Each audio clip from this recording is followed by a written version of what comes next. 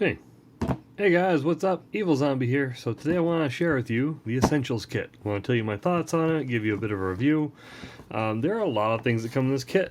As you can see, a crap ton of stuff comes in this kit. It's a big kit. It has a lot of stuff. Oh yeah, and don't let this fool you. There is one paper with two maps on it. It's reverse-sided. But it comes with a lot of stuff, and I just want to kind of share with you this. I got this at Target for $15. So the starter set is going for about $12 right now on Amazon, $20 at Walmart, or you can show them the app where they sell it for $12 and then get that price. But this is $15 at Target, and that after I show you what's in it, you'll have your mind blown, because the starter set only has the starter set rulebook, and it has Lost Mine of Phandelver Adventure, which is a small magazine-sized adventure, and it has some dice and some pre-made character sheets, and that's all that the starter set has. So just keep that in mind. They both started at the same price of $20. So keep that in mind. This comes with 60 cards. This is a big standout thing for me. It comes with a box for the cards. It's flat. You can fold it and make the box. It comes with quest cards that tell you about little quests that are part of the game. I'm not going to show you those, so you buy it. It comes with character portraits. Let me set the cards over there. Different character portraits and descriptions of the characters, and that's pretty cool, like NPCs. It comes with combat instructions for beginning players, which is really cool. This is incredibly handy. It comes with condition cards, which is amazing, because you can just, instead of reading to them what it is, just hand them the cards. Like, oh, your character is blinded because they saw a big light. There you go. They flip it over and they can see what blinded means. Condition cards are fantastic. And these are actually pretty good quality. These are like thick cardstock, and I like it. Okay. Comes with initiative tracker cards. Oh, there you go. You can kind of see that's just numbers. These are just numbers. That's the initiative tracker cards are. There are magic item cards. The rest of these are all magic item cards. So you can see different magic items that are mentioned in the adventure. I'm not going to spend time going through every card so that you don't have spoilers, you know? Okay. Moving on, of course, the adventure. Oh, wait, I missed this. The dice. The Lost Mine of Phandelver, the starter set, comes with 6 dice. It does not come with the full set. The starter set only comes with 1d20, 1d12, 1d10, 1d8, 1d6, and a d4. Does this come with a d4? Oh, yep, there it is. It's hiding. d4. This one comes with a bunch more dice. This one comes with an extra d20 and 3 extra d6s. That's cool. So if you're doing damage, you can roll easier. If you have multiple people, you can have multiple d20s out on the table, and that's really nice. So that's cool. It doesn't come with a dice bag, but hey, at least there's more dice. And they're transparent. Honestly, the dice were higher quality in the starter set. They were a really nice mixture of colors, like a bluish kind of thing. It was really cool. These ones are the cheap, crappy, translucent ones that they sell online for $1 if you get them from China. So just be aware, these are the crappy dice. I don't see any air bubbles, to be honest. So they look like they're pretty even. I'll see how well they roll later. I just picked this up yesterday. The Dragon of Icespire Peak. So this adventure, it's not too big of an adventure, but it has several different adventures in it, several different missions, and that's pretty cool. And the big difference, this is a good adventure. And this one box does have rules for one-on-one play. You can have one dungeon master and one player, and it tells you how to do that. That's pretty cool. Or you can do up to 6 players, or however many players you want if you want to make the characters. Okay, so I want to talk about the adventure a little bit. The adventure is very different from Lost Mine of Phandelver. They're both very beginning level adventures. You can adjust it a little bit and make it for the levels 5 through 10 or whatever if you want to, so that it's continuing off of Lost Mine of Phandelver if you already have that. Or you can start it pretty early on, just have this as a level 1 adventure, which is pretty cool. There are no pre-made characters with this set, so just keep that in mind. Starter set had pre-made characters, but if you don't know how to make a character, you can just go to D&D Beyond, and I'll talk about that site in a second, because they have like the best character builder in the world on D&D and Beyond. It's actually pretty cool. But yeah, you can go to D&D Beyond and build a character pretty quickly and print it out, or they give you rules in the rule book on how to make them. But yeah, back to the adventure. It's set in the same area as Lost Mine of Phandelver, and it can continue on pretty easily, but it doesn't have directly to do with that adventure. The same cities are mentioned and things like that, same area. Something cool is this set of adventures is pretty much more roleplay heavy. It's not as much just numbers and just calculating and going through it like that. There's a lot more roleplay involved, and that's really cool. It does encourage you to have your players kind of get into the character, and that's kind of fun. I actually enjoy that. The adventure, I've been reading through it, it's pretty cool. It's well written. To me, in my personal opinion, The Lost Mine of Phandelver is a very, very well done adventure. It's very well written, it's very concise, has everything well done, well laid out, plotted. The only downside in Lost Mine of Phandelver is the unbalanced goblin attack near the beginning of the story, where a lot of players might pass or might die. That's the only part that I don't agree with in Lost Mine of Phandelver. The rest of it's pretty well balanced. This one is also pretty well balanced, very well paced out, and it's a lot of fun. It's a good adventure, and I do suggest it. Run a good early party on through this story. It's fun. I've had no issues with that. I've been reading through it, and it's an intriguing story, and I'm excited to finish it. Oh, and of course, the artwork and all that stuff, it has maps, and it's all very well laid out. If I can just, even the characters, the monster, there's monster stats that are mentioned in here in the back of the adventure, so you don't have to flip back and forth to different books. The monsters are in it. I'm not going to spoil too much, and there's maps and all that, and it tells you how many feet, or how much one square is. Like, one square is 5 feet, so you can kind of gauge it. General Dungeons & Dragons stuff. So moving that aside, the rulebook. It's a 64-page rulebook that's very concise, to the point, and it is fantastic. Something this has that the other one did not, the starter set did not. Starter set did not have rules on how to make a character. It did not have character creation rules. This does. And that's why on the bottom of my stack there are character creation, there are blank character sheets, but no pre-made character sheets. So they expect you to do a session 0, which basically means you set your character, you make it, and then you talk about it, and then you kind of role play the intro. That's a session 0.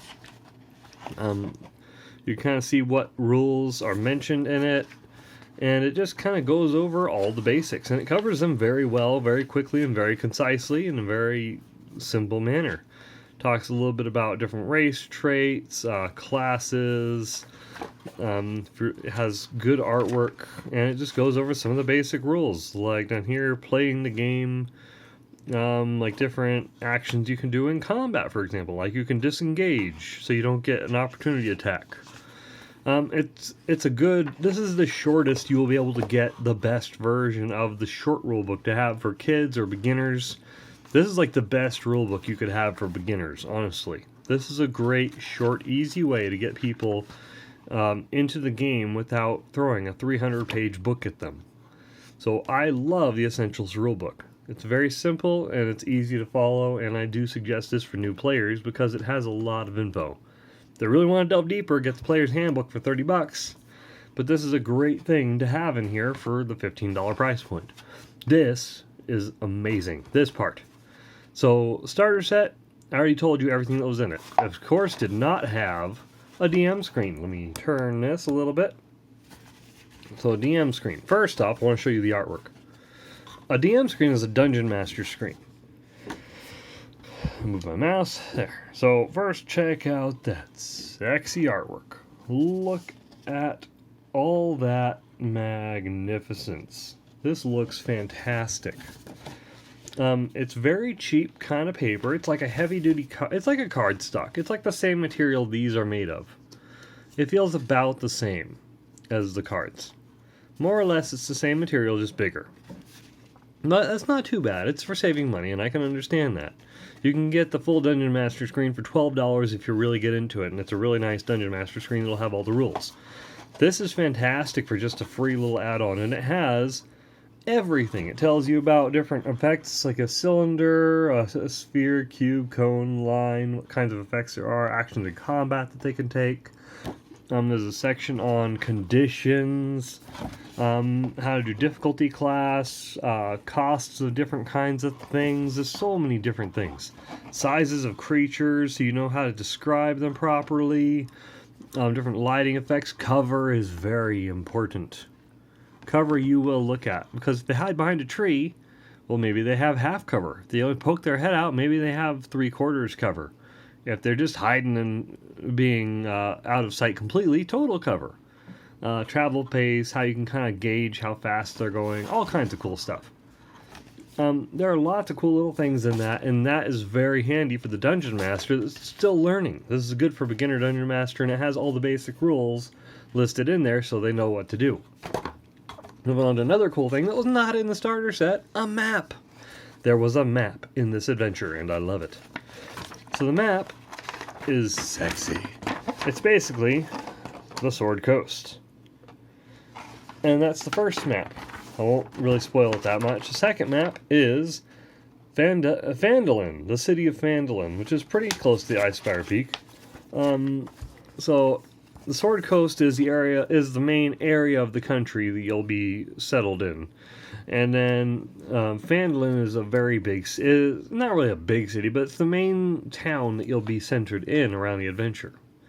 It's a pretty big area, and that is also the main town in the starter set. So if you already have the starter set, now you'll have a map. You'll have a map of both these because they're both in the same area. So that is fantastic. The quality it's pretty good. It's just regular poster material. It's not laminated or anything. It's pretty nice. I would suggest getting it laminated like I did for my Curse of Strahd one. I got laminated just to keep it nice and sexy. I might laminate this one too, just because I like my maps to stay in good quality. Moving on. Okay, so it comes with this sheet, of course, that first tells you about all the different books and where to start, because after you get these two, which kind of go hand in hand, they're pretty nice, you have the option of getting these three.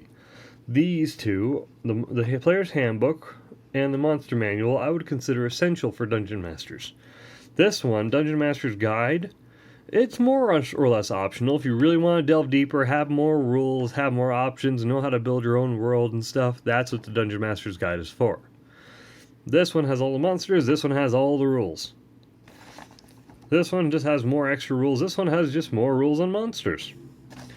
These are just adventures. So, yeah, the most important thing is probably this one.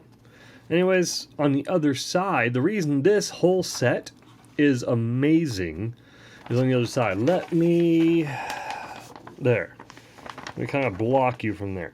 So they come with codes to get 50% off the Player's Handbook. The $30 Player's Handbook on D&D Beyond. They don't ever do sales on D&D Beyond. Oh yeah, and also you get the Icespire Peak. The entire adventure that comes with the Essentials kit in the book over there. You get that whole thing for free in D&D Beyond. Nothing is free on D&D Beyond.